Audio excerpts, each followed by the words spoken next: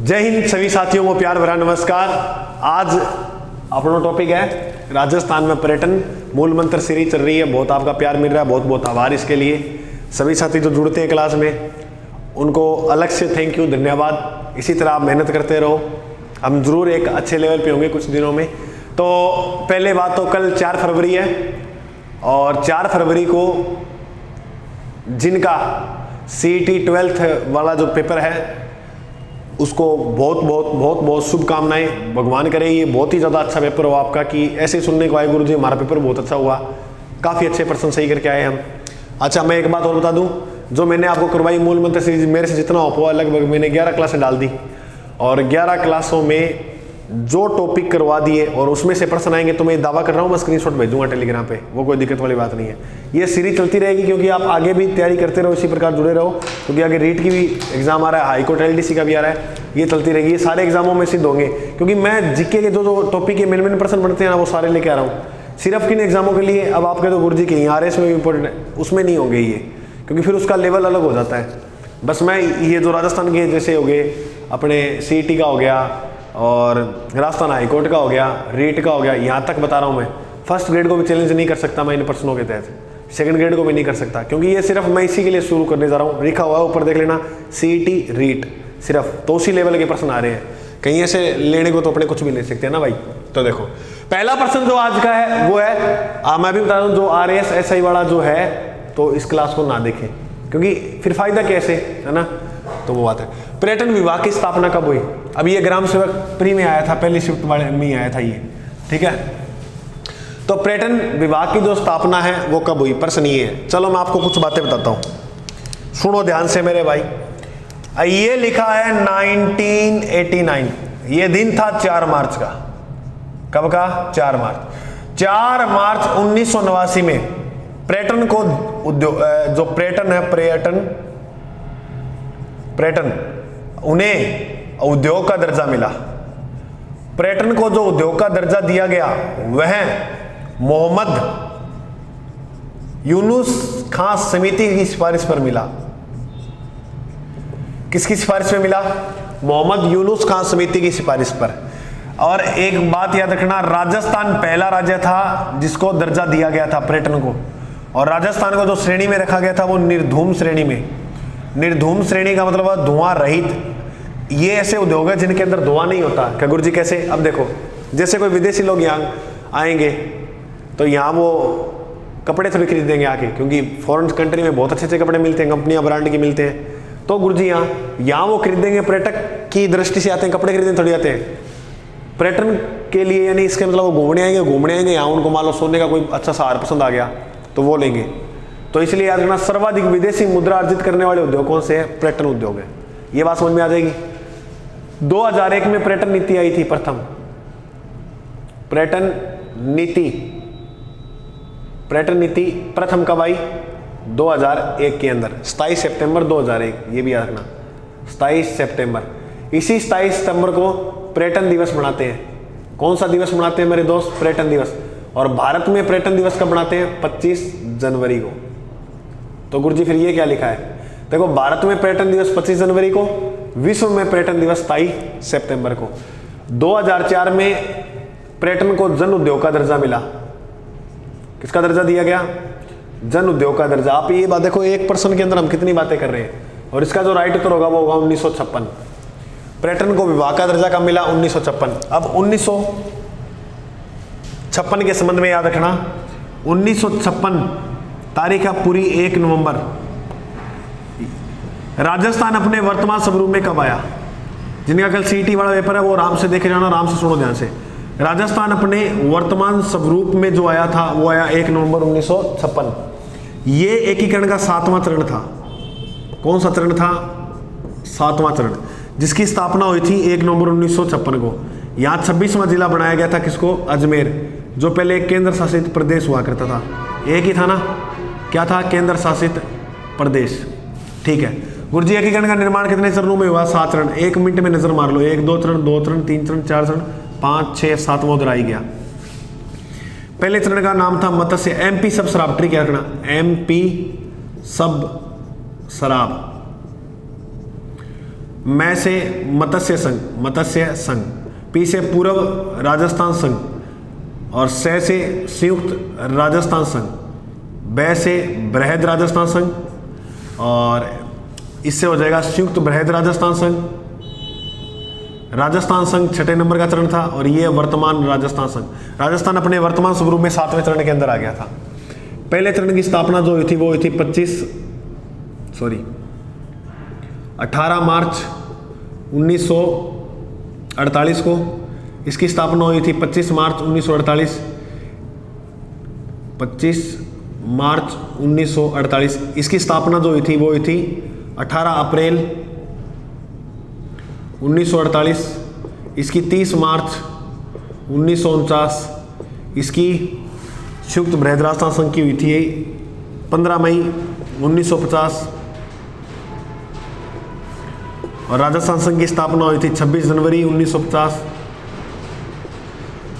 राजस्थान का नाम विधिवत रूप से कब आया? 26 जनवरी 1950 के अंदर। संविधान कब लागू हुआ? तो ये बात भी याद रखना, संविधान जो लागू हुआ था वो भी 26 जनवरी को हुआ था। संविधान दिवस मनाते हैं 26 नवंबर को, 25 जनवरी को मतदान दिवस मनाते हैं। मतदान दिवस की शुरुआत होती है 2011 में, संविधान दिवस की शुरुआत होती है 2015 में। ये याद रखना, मैं जल्दबाजी में बोल रहा हूँ क्योंकि कल पेपर है कुछ, मैं उसका भी रिवीजन करवा रहा हूँ, ऐसे मानो आप।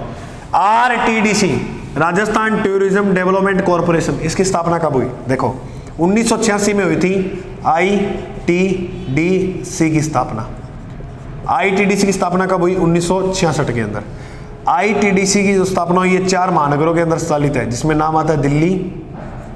दिल्ली के बाद तुम याद रखो कोलकाता, कोलकाता के बाद याद रखो चेन्नई, चेन्नई के बाद याद रखो मुंबई। ITDC 4 महानगरों के अंदर कार्यरत है। 1976 में आप ये जो है औद्योगिक नीति आई थी। औद्योगिक नीति कब आई? 1976 में। RTDC की स्थापना हुई थी 1978 में, जबकि कार्य का जो प्रारंभ हुआ था वो हुआ था 1979 में। ठीक है, ये बात तुम याद रखना। तो ठीक है, सिंपल सी बात है। तो RTDC की स्थापना मेरे भाई देख लेना। 30 मार्च को एक दिवस भी मनाते हैं, राजस्थान दिवस। राजस्थान दिवस कब आता है? ये लिखा हुआ देखो, 30 मार्च को कौन सा दिवस आता है? राजस्थान दिवस, याद रखना। और राजस्थान स्थापना दिवस का आता है गुरुजी 1 नवंबर को आता है। बिल्कुल आता है मेरे भाई, याद रखना।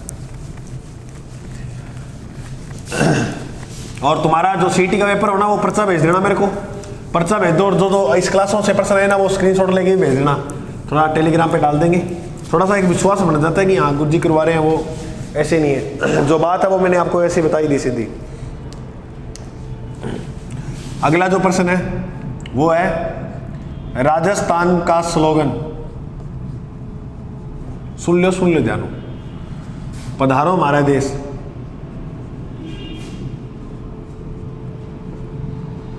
कब घोषित किया? Option A 2008, option B 2016, option C 2019, option D 2010। एक ये करो प्रश्न, एक ये बताओ, Rajiv Gandhi tourism conservation tourism sorry convention है, कंजर्वेशन नहीं, कन्वेंशन सेंटर कहाँ है?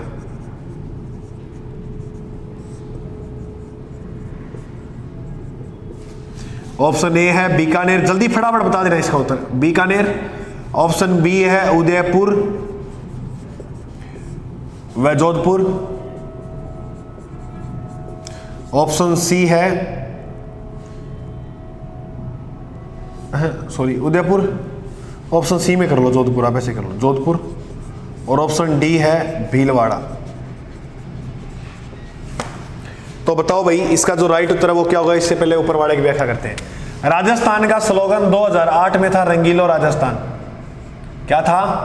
रंगीला राजस्थान। क्या था 2008 में? रंगीला राजस्थान। 2016 के अंदर किया जाने क्या दिख जाए, जाने क्या दिख जाए। 2019 में किया पधारो मारे देश, पधारो मारे देश। तो ये पधारो मारे देश कब से लागू है? 2019 से। और भारत का जो स्लोगन है भारत का, वो है अतिथि देवो भव, अतिथि देवो भव। 2010 में एक पुरस्कार दिया गया राजस्थान को जिसका नाम है पाटा पुरस्कार। पाटा पुरस्कार जो है वो राजस्थान को कब मिला? वो 2010 में। पाटा पुरस्कार पर्यटन क्षेत्र में दिया जाता है। पर्यटन क्षेत्र में दिया जाने वाला पुरस्कार कौन सा है? पाटा पुरस्कार, याद रखना। कुछ पुरस्कार लिख रहा हूं। अगर प्रश्न पूछे प्रताप पुरस्कार, अगर प्रश्न पूछे भामाशाह पुरस्कार, अगर प्रश्न पूछे अमृता देवी पुरस्कार, अगर प्रश्न पूछे अर्जुन पुरस्कार, अगर प्रश्न पूछे पद्म विभूषण पुरस्कार, अगर प्रश्न पूछे पद्म भूषण पुरस्कार, अगर प्रश्न पूछे पद्म श्री पुरस्कार, अगर प्रश्न पूछे भारत रत्न पुरस्कार। गुरुजी ये क्या है? देखते रहो, देखिए वो प्रताप पुरस्कार खेल क्षेत्र में दिया जाता है। किस क्षेत्र में? खेल क्षेत्र में। भामाशाह पुरस्कार दानदाताओं के क्षेत्र में दिया जाता है। दानदाताओं की श्रेणी में दिया जाने वाला पुरस्कार कौन सा है? प्रताप, सॉरी भामाशाह। अमृता देवी पुरस्कार जो है वनों के क्षेत्र में दिया जाता है। अर्जुन पुरस्कार ये भी याद रखना खेल के क्षेत्र में दिया जाने वाला पुरस्कार है जिसकी शुरुआत 1961 के अंदर हुई थी। पद्म श्री, पद्म भूषण, इन सभी पुरस्कारों की शुरुआत 1954 के अंदर हुई थी। कब हुई थी? 1954। भारत का सबसे बड़ा पुरस्कार वो कौन सा है? उत्साह मतलब स्रोत पुरस्कार, भारत रत्न। भारत रत्न में आप प्रश्न दो याद रखो। एक तो बिस्मिल्लाह खां को मिला था, एक मिला था लता जी को। इन दोनों को एक ही सन में मिला था 2001 के अंदर। 2001 में भारत रत्न पुरस्कार इनको मिला था, ये बात याद हो जाएगी। एक Rajiv Gandhi tourism convention centre कहाँ है? तो इसका जो राइट उत्तर हो जाएगा वो क्या हो जाएगा? जोधपुर। तो उसका 2019 है, इसका जो है वो क्या हो जाएगा? 2000। अब वापस रिवीजन करूँगा, टाइम बहुत लग जाएगा, तो रिवीजन करने का थोड़ा सा दोस्त टाइम नहीं है। तुम थोड़ा सा एक बार और पीछे कर लिया करो, देख लिया करो। वीडियो घसती तो है नहीं, तुम्हारे लिए ही बनाई है तो घसे ही कैसे।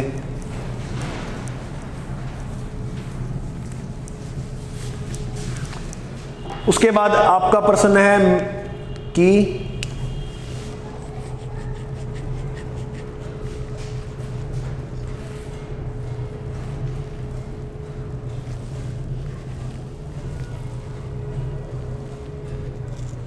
पर्यटन सलाहकार मंडल के अध्यक्ष कौन होते हैं? पर्यटन सलाहकार मंडल के अध्यक्ष कौन होते हैं? ऑप्शन ए पीएम यानी प्रधानमंत्री, ऑप्शन बी सीएम यानी मुख्यमंत्री, ऑप्शन सी राज्यपाल, ऑप्शन डी राष्ट्रपति। ठीक है। और इसके बाद जो अगला प्रश्न आपका मेरे दोस्त, इसका उत्तर राइट करो जल्दी फटाफट, मैं इतने अगला प्रश्न दे रहा हूं। पर्यटन क्षेत्र में चलने वाली पहली रेल जो बाप इंजन से संचालित थी, संचालित प्रथम रेल। प्रश्न सुन लेना ध्यान से, बाप इंजन से संचालित प्रथम रेल। पहला ऑप्शन है आपका palace on wheels, palace on wheel. Option B के अंदर है पैलेस ऑन व्हील हो गया। ऑप्शन बी में है फेरो क्वीन, जिसे आप कह दो heritage on wheel. C number option जो मेरे दोस्त आपका है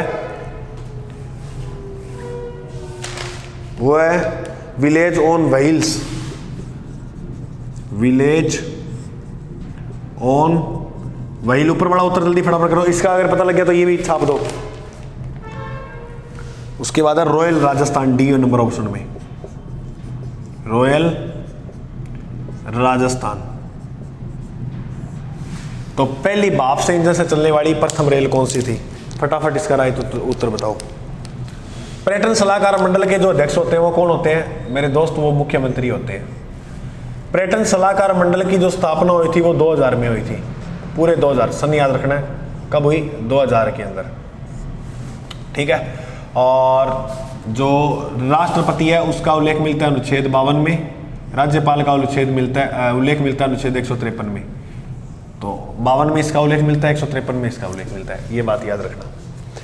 भाप इंजन से चलने वाली प्रथम रेल उसका नाम था हेरिटेज ऑन व्हील्स। इसका उपनाम एक और मानते हैं इस इंजन को, फेरी कवीन, फेयर लवली कौन कहनो, फेयर कवीन कहनो है, ठीक है मेरा भाई। ओके गुरुजी, इसका राइट उत्तर ये हो जाएगा।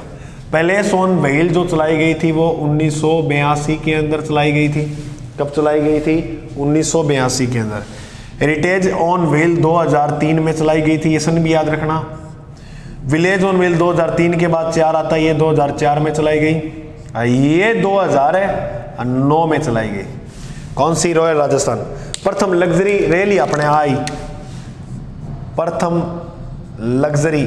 तो महंगी भी होगी, लग्जरी होगी तो बिल्कुल होगी। लग्जरी गाड़ी खरीदते महंगी होती है ना, बिल्कुल होती है गुरुजी। ये देखो कुछ बातें याद रखो। प्रथम रेल बस देखी होगी, रेल बस तो बस हुआ और रेल को ऊपर चला।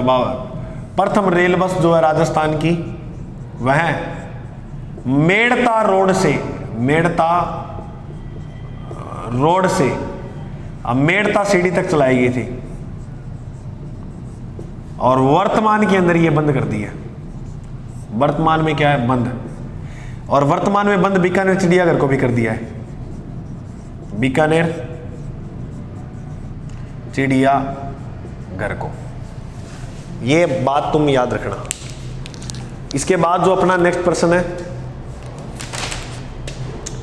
वो है कि राजस्थान का दूसरा रोपवे किस जिले में लगा है?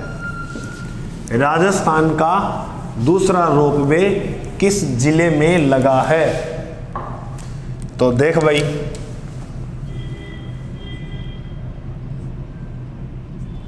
राजस्थान का सेकंड रोपवे, रोपवे का मतलब होता है चट्टानों पे जो रास्ता होता है ना वो। ऑप्शन ए के अंदर है सुंदा माता, कहां लगा हुआ है ना, जिला नहीं, आप ऐसे बताओ कहां लगा हुआ है सुंदा माता। ऑप्शन बी में है करणी माता के मंदिर के पास लगा है, और ऑप्शन सी के अंदर है सावित्री माता के मंदिर के पास लगा है, और ऑप्शन डी के अंदर है सामोद जयपुर में लगा है। ये हनुमान जी का मंदिर है या वहां लगा है? एक तो आप मेरे दोस्त ये प्रश्न कर दो।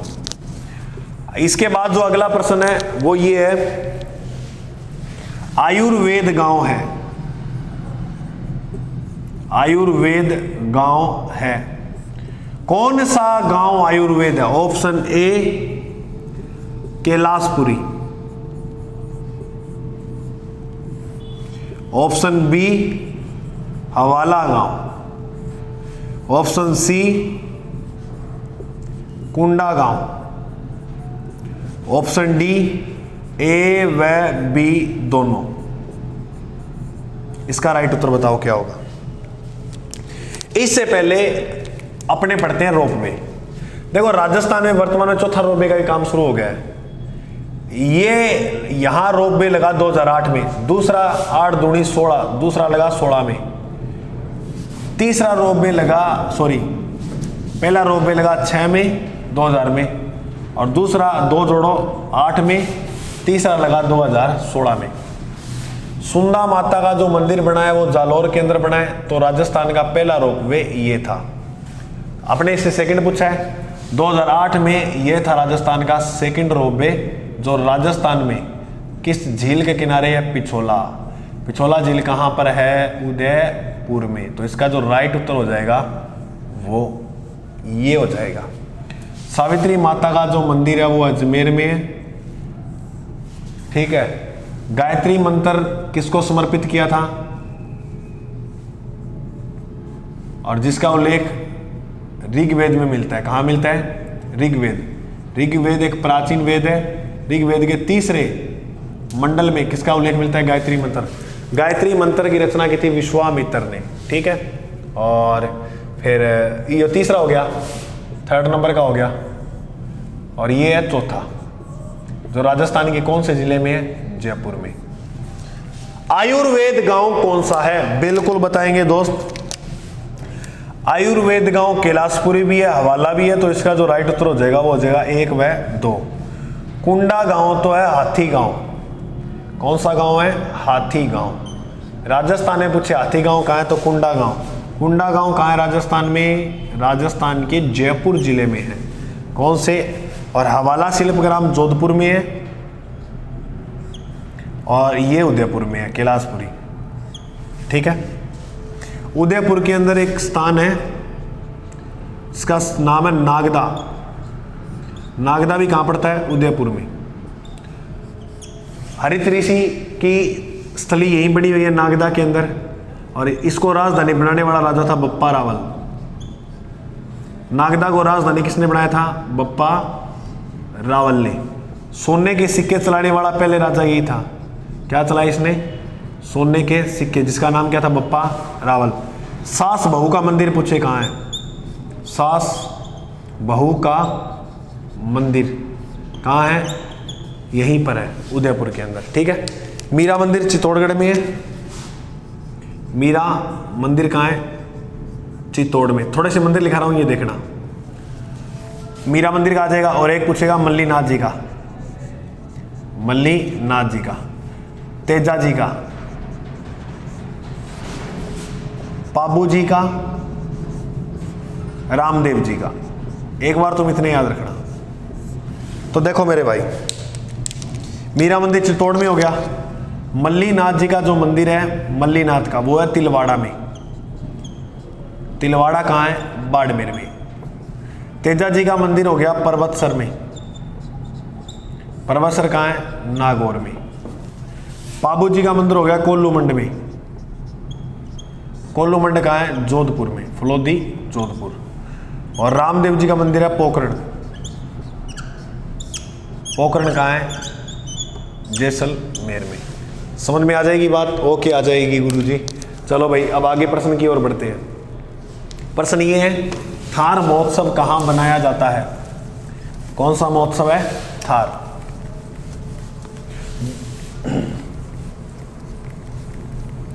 ये फटाफट आप देखो। अब कहोगे गुरुजी नर्वस हो रहे हैं हम लास्ट वाले दिनों में, कोई मोटिवेशन। लास्ट वाले दिनों में कोई मोटिवेशन नहीं होता मेरे भाई।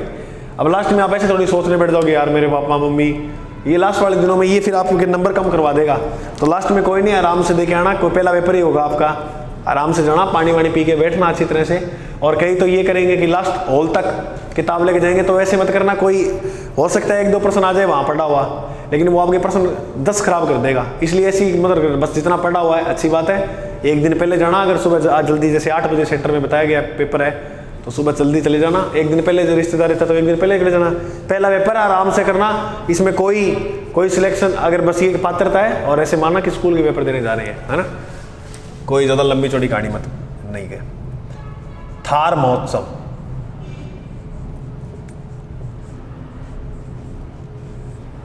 कहाँ का है? Option A Bikaner, option B में है जोधपुर, ऑप्शन सी में है जैसलमेर, और ऑप्शन डी के अंदर है मेरे भाई बाड़मेर। इसके बाद आगे वाला प्रश्न करो। आगे वाला ये है, कंजली तीज फेमस है। कंजली तीज कहाँ की फेमस है? ऑप्शन ए कोटा,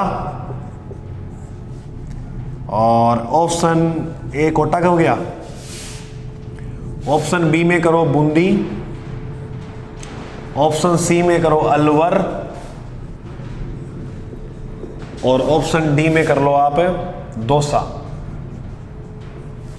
बताओ इसका जो राइट उत्तर ऊपर वाले का वो क्या होगा? थार महोत्सव।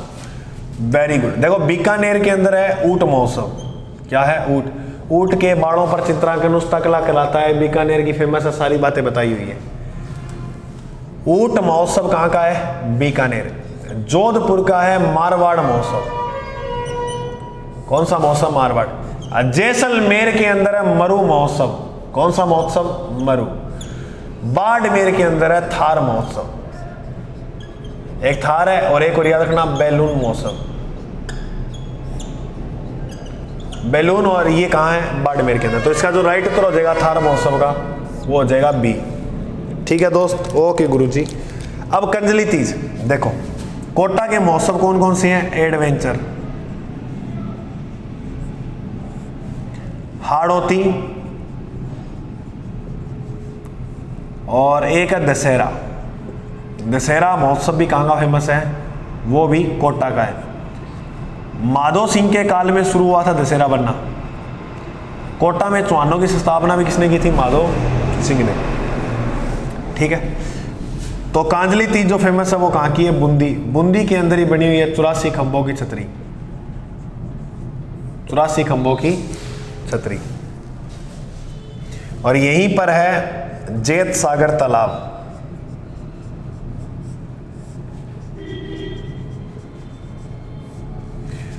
अलवर जो है उसमें आप ये रखना, एक तो महोत्सव है मत्स्य। मत्स्य संघ की राजधानी में क्या हुआ करता था? अलवर। एक ये बात याद रखना। दौसा के अंदर आबानेरी महोत्सव, आभानेरी महोत्सव, और इसी आबानेरी के अंदर एक बावड़ी है जिसका नाम है चांद बावड़ी। राजस्थान की भूल भुलैया बावड़ी कहते हैं, इसलिए इसे याद रखना। राजस्थान की सबसे प्राचीन बावड़ी भी यही है। ठीक है, ओके गुरुजी। तो इसके बाद जो अपना नेक्स्ट प्रश्न है वो है पर्यटन सर्किट कितने हैं? राजस्थान में पर्यटन सर्किटों की संख्या बतानी है। गुरुजी बता देंगे, ये तो कोई दिक्कत वाली बात ही नहीं है। पर्यटन सर्किट ही तो बताने हैं, बिल्कुल बताने हैं मेरे भाई। ऑप्शन ए दे रहा हूं मैं 9, ऑप्शन बी में दे रहा हूं 10, ऑप्शन सी में दे रहा हूं मैं 7, ऑप्शन डी में दे रहा हूं मैं 8। ठीक है, इसका जो राइट उत्तर आप वो बता दो। पर्यटन सर्किट, इसके बाद आप बता दो मेरे को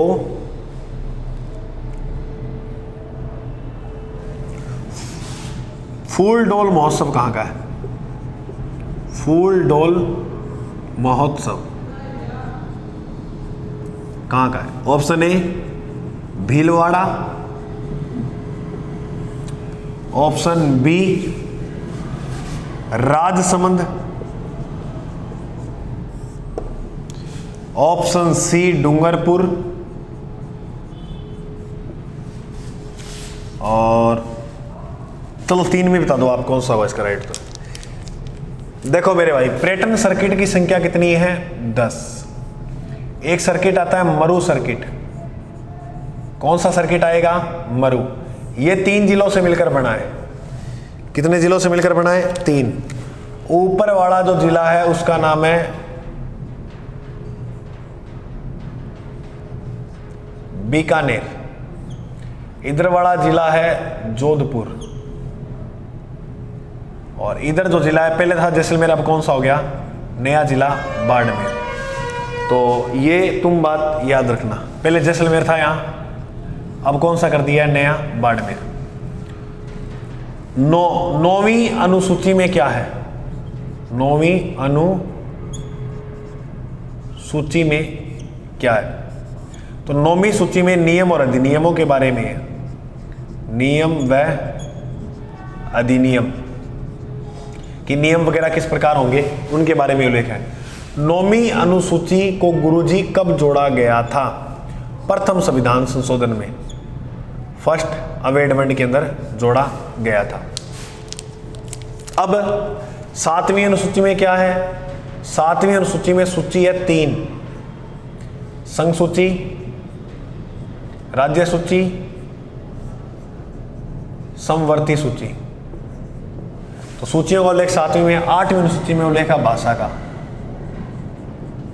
भाषा वर्तमान में 22 है और 22वीं जो भाषा अंतिम बोले जाने वाली वो है डोगरी। कौन सी है? डोगरी। फूल डोल महोत्सव कहां का है? भीलवाड़ा। कहां का है? भीलवाड़ा। राजसमंद का है अन्नकूट महोत्सव।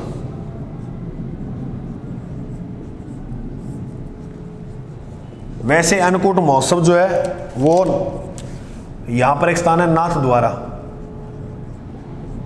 नाथ द्वारा का प्राचीन जो नाम मिलता है वो मिलता है सिहाड़। क्या मिलता है? सिहाड़।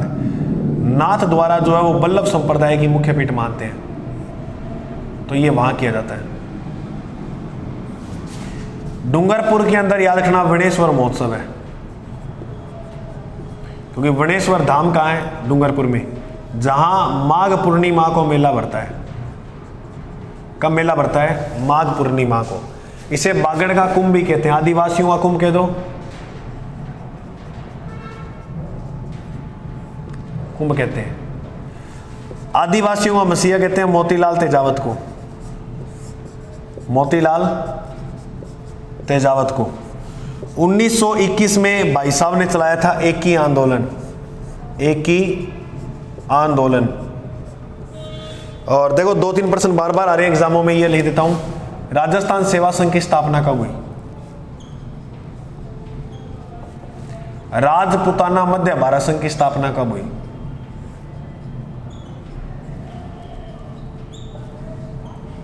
राजपुताना मध्य भारत संघ की स्थापना हुई 1918 में। राजस्थान सेवा संघ की स्थापना हुई 1919। 1919 कहां हुई थी? वर्धा, महाराष्ट्र के अंदर। ये समझ में आ गया?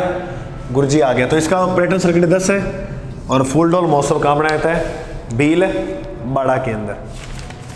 उसके बाद अपना जो आगे प्रश्न है वो है समठानी आरटीडीसी द्वारा संचालित होटल कहां है? कौन सा? समठानी। बस कुछ प्रश्न और रह गए।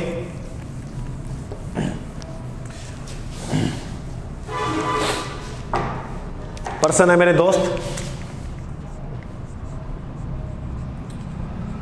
समठानी आरटीडीसी होटल कहां पर है? ऑप्शन ए क्या जैसलमेर में है? ऑप्शन बी क्या बीकानेर में है? ऑप्शन सी में है क्या जोधपुर के अंदर है? मेरे दोस्त ऑप्शन डी के अंदर आपका दिया हुआ है क्या सिरोही के अंदर है। देखो मैं तुम्हें बता दूं, समठानी सिरोही के अंदर है पुरजन निवास। पुरजन निवास, पुरजन निवास होटल कहाँ है? सिरोही में। पनिहारी कहाँ है गुरुजी? अगर पूछे पनिहारी, पनिहारी जो है वो है पाली में। गुरुजी अगर पूछे कामधेनु होटल कहाँ है? आरटीडीसी द्वारा चलाई गई होटल ही है। कामधेनु सवाई माधोपुर में। अगर पूछ ले गुरुजी कुर्जा कहाँ है? कुर्जा, कुर्जा आरटीडीसी संचालित होटल वो कहाँ है? नागौर में। जोधपुर में है अजीत भवन। अजीत पैलेस के दो या अजीत भवन के दो, ठीक है। चित्र पैलेस भी कहाँ है गुरुजी? चित्र पैलेस भी यही है। चित्र पैलेस के दो या इसे उम्मेद भवन के दो, वो भी यही है। ये बताया जाता है कि राजस्थान का सबसे प्राचीन आरटीडीसी होटल था। क्या पूछा है? समठानी। समठानी है जैसलमेर। राइट उत्तर क्या हो जाएगा? ये। बीकानेर में तो है ढोला मारू। ढोला मारू आरटीडीसी होटल, ठीक है, ये लिख लेना। इसके बाद एक लास्ट प्रश्न है, कर दो, फिर अपने कल ही पढ़ते हैं बाकी। निहाल टावर कहां पर है? प्रश्न है निहाल टावर कहां पर स्थित है?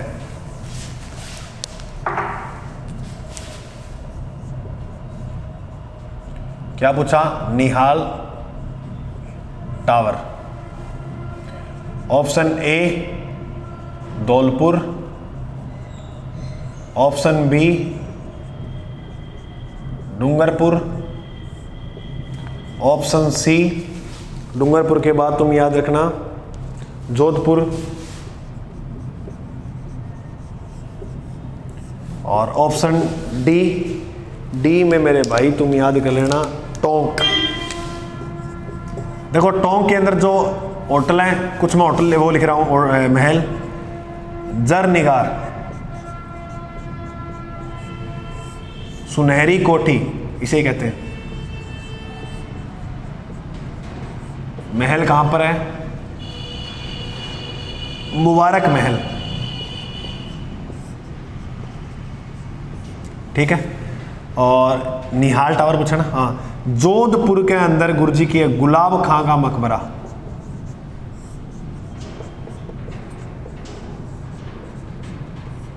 जसवंत थड़ा, मेहरानगढ़। जसवंत थड़ा को राजस्थान को ताजमहल बोला नहीं। ये बनाया किसने था? सरदार सिंह ने, अपने पिता जसवंत सिंह की याद में बनाया था, याद रखना। डूंगरपुर के अंदर है जूना का महल। कौन सा महल? जूना का महल कहाँ है? डूंगरपुर के अंदर जूना का महल। और एक और याद रखना, एक थंबिया यहां पर है, और एक थंबा कहाँ है? जोधपुर में। एक थंबा महल कहाँ है? एक थंबा वो जोधपुर में है, और एक थंबिया डूंगरपुर में है। तो इसका जो राइट उत्तर हो जाएगा वो हो जाएगा धौलपुर, ठीक है। मोस्ट इंपॉर्टेंट है, निहाल टावर कहाँ है? धौलपुर। तो आज अपनों ने अच्छी तरह से इसको बढ़िया तरह से कवर कर दिया है। राजस्थान में पर्यटन, निहाल टावर, धौलपुर, ये लगभग मेरा मानना है कि मेन अपने सारी बातें अपने ने पढ़ ली है। फिर से आप जो पेपर देखो, ये मन खट्टा मत करना, खट्टा होने का। चलो इसके लिए एक शायरी बोल देता हूँ, मन सही हो जाएगा ना। शायरी अच्छी सी कौन सी याद करें? हाँ, तेरा गले मिलना या ना मिलना तेरी मर्जी ही सही, पर तेरा चेहरा देखकर लग रहा था दिल तेरा भी कर रहा था। वाह वाह कर दो। तो अब मन थोड़ा सही हो जाए तो यहाँ और तो ज़्यादा कोई लंबी छोटी करेंगे, ठीक है दोस्तों। तो ये कर लेना अच्छी तरह से। फिर एक बार और बेस्ट ऑफ लक सीईटी वाले जो पेपर देने जा रहे हैं। जय हिंद, मिलते हैं अगले भाग में।